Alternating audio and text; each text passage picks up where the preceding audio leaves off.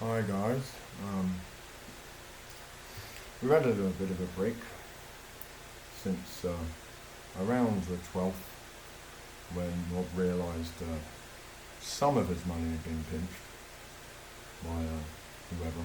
I mean, definitely wasn't him that spent it. Alright. Um, he's been sort of in free fall since then. So we've recorded since around the 29th all the sort of events leading up to the culmination, and I think it's on the 11th of October when it's kind of revealed to him, unbeknownst to him, that when the mirror's pointed at that camera at a certain angle, it's strange, okay? How did he figure that one out? I don't think he did. I think there is something strange going on. So here we are, right? And we're gonna talk him and whoever might be interested through it in a little bit more of a sort of grounded way. Okay? So as he was coming up, do you know that his battle was for health? Okay, so he was running every day. He had a very, very strange affliction that does involve his, more fundamental aspects. So if, for example, that comes to a head, and he has to bash his own head in it, we'll just say, it's like having to, you know, you're trapped somewhere and you have to do something, okay? And he does, and at that point, when they get really, really intimate with him, he does that, something weird happens, okay? But he has an opportunity then. So he goes up to Port Stanley and he looks at the sky, okay, the sky. And it's like keeping him from falling into this brain damage and knowledge and stuff, which is great. And, he uses it to sort of figure out a path. And then he goes and visits places, and, we think it's a resounding success, in terms of, taking the reins and overcoming some, injury or disease or whatever. It really works, and he's just been shocked in the bollocks. So it's coming back. So yeah, it was a success. What Robert did changed the sky.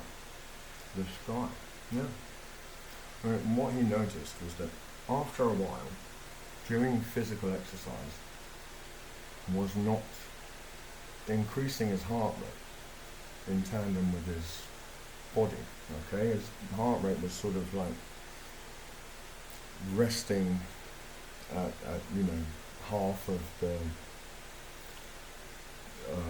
aerobic rate, 170-ish, and it wasn't going anywhere, and the clouds in the sky, he was sort of reading it. He decided, I can't keep pushing my body through this, I need to just sort of use this to, increase my body's metabolism with a med.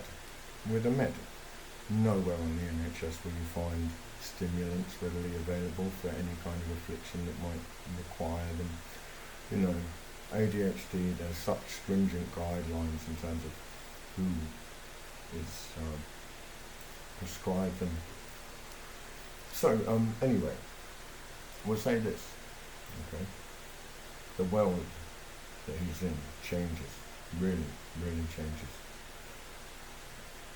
You have experience when you're someone like Rob, who's an individual, the way the world is relayed to you, kind of the messages your mind receives, it's very,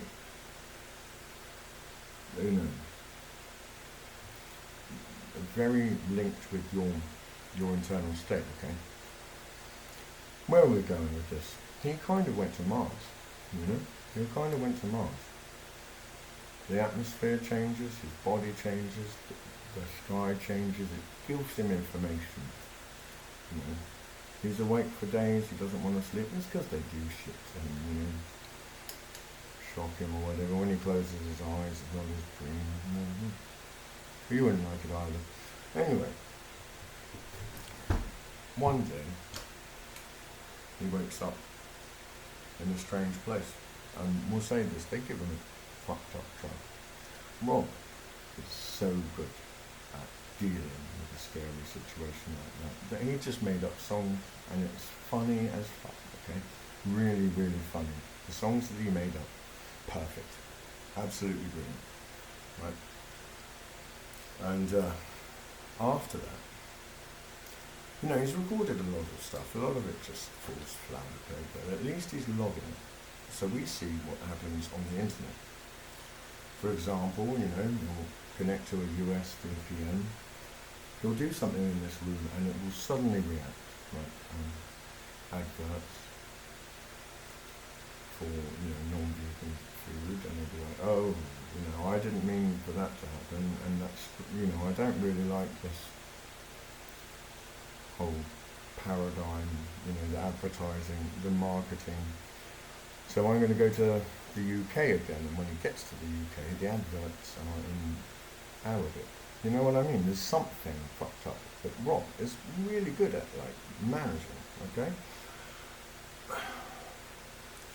I'll tell you what, the adventures he's had, it might seem like a strange bloke, but listen to him now, okay?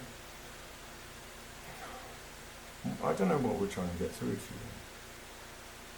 Just that we've been going over the recordings that he's been making. A lot of it just seems like a very unwell man. He's not. He's not an unwell man. He's chronicling some of the things that he's experiencing, channeling kind of personas and that, and they're not his creations, okay? They are literally, how do we put this, kind of like whole kind of, there's an implicit intelligence, right? So he's aware of what they're aware of. So when he's talking about robot dogs and the kebab shop and stuff, it's not him. I'll tell you that much. It's not him. He's just trying to make sense of the situation. We agree, okay? We know enough about Rob. When he was in Exeter, he was at Pure Gym. They built a German doner kebab. We saw the sign. It looked like it was one indeed. They started doing handshake attack. There was an electrical fault. It's logged on the internet, okay? They put a candy cane on the park next to the train station. We know it happens, okay? Not everyone does, but we do, all right? And we have to say, this is really what we want to address, right? And it's pairwise dominance. Enough science about it, okay? There is plenty on the subject. It's one of the first things that comes up, right? Rob has a brilliant kind of overview of how it really works, In the Jeffrey Epstein paper, the Jeffrey Epstein funded paper, it implies that, when you've got a new strategy, that pairwise dominance will kind of make it far more likely that the strategy succeeds, under certain conditions. It doesn't tell you why. Rob thinks he might have a point when he says it's because then it's not people that are making decisions, it's the network, right? So if you've got a strategy that you want to prove, you want to, be successful, and it's very fuzzy, isn't it, when we talk about it like this, but what he's saying is you are allowing a network decision process to choose for you. When you get in pairs, you are like the smallest unit where the relationship's mediated by the network parameters, okay?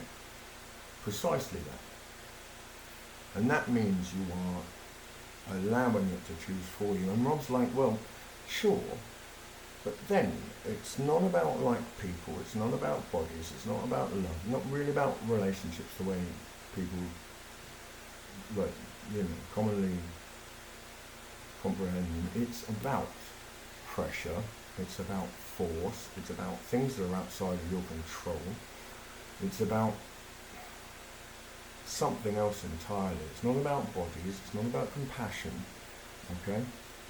Like, what can we say, When he says logistics, you can think, oh, like, getting something from A to B, or you can think, the kind of more abstract mathematical, like there's more than one interpretation. Perfect. When people hold hands, they are like rationalizing, aren't they? They're saying, well, we're doing it because we love each other, we're doing it because we want to protect people while we're crossing the road, That's not what's going on with it.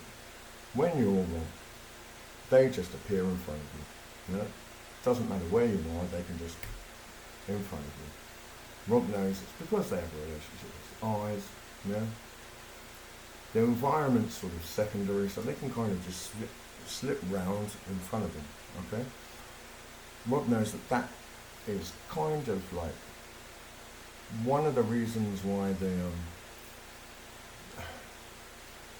strange thing happens, right? Because people's bodies then aren't aligned with the physical world, okay? They're more aligned with a body. I don't know how to put this, right? But it's a disaster. Any time he sees them in pairs, and then they start all getting in pairs, and it's a disaster. People won't be able to choose for themselves, okay? People will think it's one thing, it'll be another. It's both, but more like a force that no one can control, that they think works in their favour. It doesn't, okay? It selects for something they wouldn't agree with, that a sort of more, that a process of growth, or like,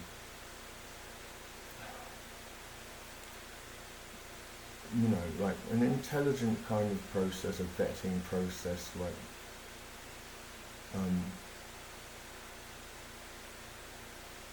actual processing of this situation. And what happens is that in order to instigate this pairwise dominance, people just go straight up. It just happens, right? It skips the bit where people all discuss it, where people all think, right, why is this happening? They don't choose it. Yeah? It's an exploit, right? We're telling you now, it all centers around Rob for a simple reason, and that's because he succeeded. Yeah. They totally undermine him, they don't respect his dignity, okay? And we'll just leave it there, we're just having a moment.